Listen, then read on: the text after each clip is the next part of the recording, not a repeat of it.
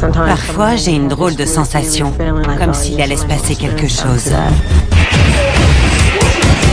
Elmer, comment êtes-vous mort? Homicide. Il a dit homicide? Il a été assassiné.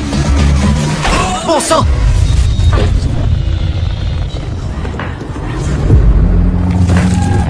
Il existe dans ce monde des choses que nous ne pourrons jamais vraiment comprendre. Il nous faut des réponses. Nous avons mis des années à bâtir notre crédibilité, notre réputation. Nous collaborons avec des professionnels renommés pour amasser des preuves inédites de l'existence du paranormal. Ça marche! Oh! Je n'ai pas d'explication. Voici ce que nous avons découvert. Entrez dans l'univers de Ghost Adventures. On mène l'enquête à Guthrie, dans l'Oklahoma. Il paraît que la propriétaire du Stone and Lion Inn a pratiqué la sorcellerie et des rituels sataniques dans le cimetière local, dans le cadre d'un spectacle, Meurtre et Mystère, qu'elle met en scène dans sa maison d'hôte. Elle conduit ses clients jusqu'à la tombe d'Elmer McCurdy, un homme dont l'étrange voyage a commencé après sa mort. On ne sait pas si ces rituels sont fictifs ou réels, mais ce qu'on sait, c'est que c'est l'un des lieux hantés les plus emblématiques de l'Oklahoma. Vous êtes prêts? Prêt.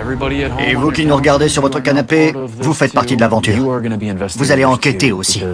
On va utiliser les médias sociaux. On va tweeter avec vous. Et je veux que vous nous fassiez part de vos réflexions. Est-ce qu'elle dit la vérité ou est-ce que les faits ont été exagérés? J'ai hâte, allons-y. Prends la caméra. Prends la caméra. La maison a été construite en 1907 par un riche homme d'affaires nommé Monsieur Houghton. Dans les années 20, la famille connaît des temps difficiles et elle est forcée de déménager temporairement. Au cours des 8 années suivantes, le bâtiment est utilisé comme morgue par un croque-mort du coin.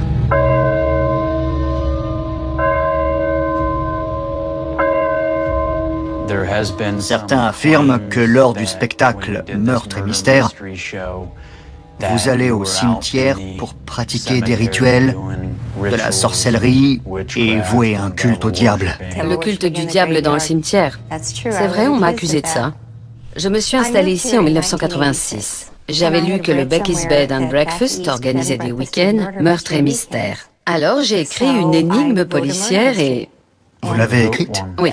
C'est vrai que vous avez utilisé Elmer McCurdy? Oui. C'est une histoire fascinante. C'était un petit hors-la-loi qui avait attaqué un train pour un butin de 2 bonbonnes de whisky et $48. Après 1 heure de fusillade, McCurdy est abattu. L'histoire se corse. Il est transporté à Pawhuska, dans l'Oklahoma, où le croque-mort l'inonde d'environ 200 fois plus d'arsenic que nécessaire et crée une momie. Il a utilisé son corps Oui. pour le momifier. Personne ne l'ayant réclamé, il l'a exposé dans l'arrière-salle du funérarium et il demandait 5 cents à ceux qui voulaient le voir. Et voilà! C'est tout ce qu'il faut pour agiter un esprit.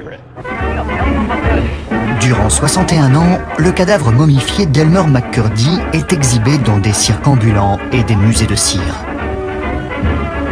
À un moment donné, on a oublié qu'il était réel. On l'a vendu à un cirque, puis à une fête foraine, et on ne l'appelait plus la momie, mais le mannequin. L'origine du corps s'efface des mémoires, et la momie devient un simple accessoire dans les films et les parcs d'attractions. En 1976, alors qu'il pend du plafond d'une baraque de foire de Long Beach en Californie, un de ses bras est cassé par accident et révèle des os humains.